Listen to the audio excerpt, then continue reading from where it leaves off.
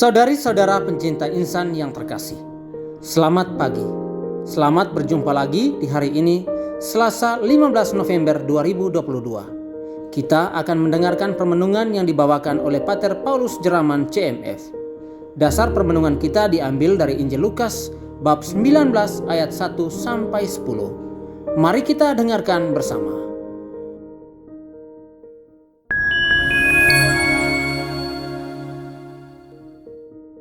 Inilah Injil suci menurut Lukas. Yesus masuk ke kota Yeriko dan berjalan melintasi kota itu. Di situ ada seorang kepala pemungut cukai yang amat kaya bernama Sakeus. Ia berusaha melihat orang apakah Yesus itu, tetapi ia tidak berhasil karena orang banyak dan ia berbadan pendek. Maka berlarilah ia mendahului orang banyak, lalu memanjat pohon ara untuk melihat Yesus yang akan lewat di situ. Ketika Yesus sampai ke tempat itu, ia melihat ke atas dan berkata, "Sakeus, segeralah turun. Hari ini aku mau menumpang di rumahmu." Sakeus segera turun dan menerima Yesus dengan sukacita. Tetapi semua orang yang melihat hal itu bersungut-sungut katanya, "Ia menumpang di rumah orang berdosa." Tetapi Sakeus berdiri dan berkata kepada Tuhan, "Tuhan, separuh dari milikku akan kuberikan kepada orang miskin. Dan sekiranya ada sesuatu yang kuperas dari seseorang, akan kukembalikan 4 kali lipat." Kata Yesus kepadanya, "Hari ini terjadilah keselamatan atas rumah ini, karena orang ini pun anak Abraham. Anak manusia memang datang untuk mencari dan menyelamatkan yang hilang." Demikianlah sabda Tuhan. Para pencinta insan terkasih, hari ini penginjil Lukas mengetengahkan kepada kita kisah yang sudah sangat akrab dengan kita, yaitu kisah tentang pertobatan Sakeus. Ia adalah seorang kaya, bahkan mungkin sangat kaya, karena ia adalah kepalanya para pemungut cukai. Dalam pandangan orang Yahudi, pemungut cukai adalah pendosa, karena mereka bekerja sebagai kaki tangan penjajah untuk memungut pajak dari warga Yahudi.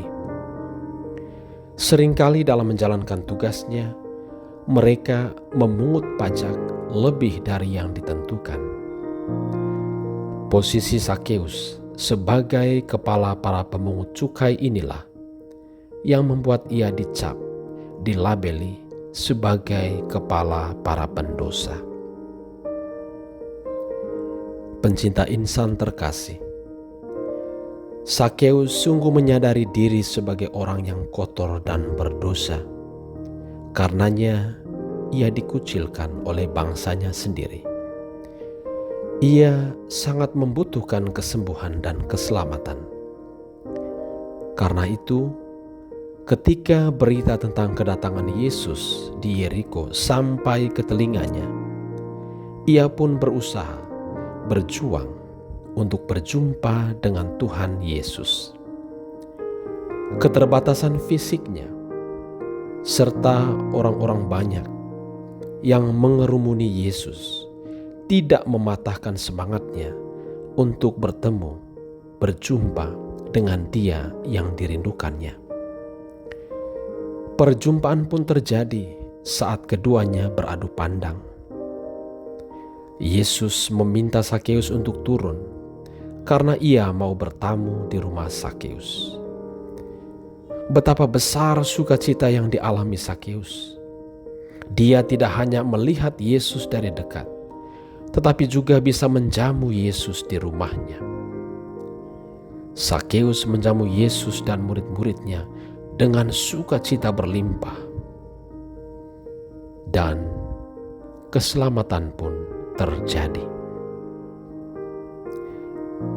Para pencinta insan terkasih, ada beberapa poin yang bisa kita petik dari kisah ini. Pertama, keselamatan terjadi pertama-tama saat Sakeus menyadari dirinya sebagai orang berdosa. Ia sadar bahwa ia sedang sakit. Ia membutuhkan kesembuhan. Kerinduan akan kesembuhan mengantar Sakeus ingin berjumpa dengan Yesus. Kita pun demikian. Kalau kita sungguh-sungguh mau diselamatkan, mau disembuhkan dari dosa-dosa kita, pertama-tama kita harus sadar bahwa kita sedang berdosa dan membutuhkan keselamatan dari Tuhan Yesus. Kedua, kerinduan Sakeus untuk berjumpa dengan Yesus terhalang oleh kerumunan orang-orang yang mungkin badannya tinggi-tinggi. Siapakah mereka? Bisa jadi para murid atau orang-orang yang selalu dekat dengan Yesus, yang ternyata tanpa sadar mereka menghalang-halangi orang lain untuk berjumpa dengan Yesus. Terkadang kita pun demikian. Kita merasa diri sebagai orang yang sungguh sangat dekat dengan Yesus, sungguh sangat dekat dengan gereja, sungguh sangat dekat dengan Tuhan Allah. Tetapi terkadang tanpa sadar kita pun menjadi penghalang bagi orang-orang lain untuk bisa berjumpa dan mengalami keselamatan dari Yesus. Yang ketiga,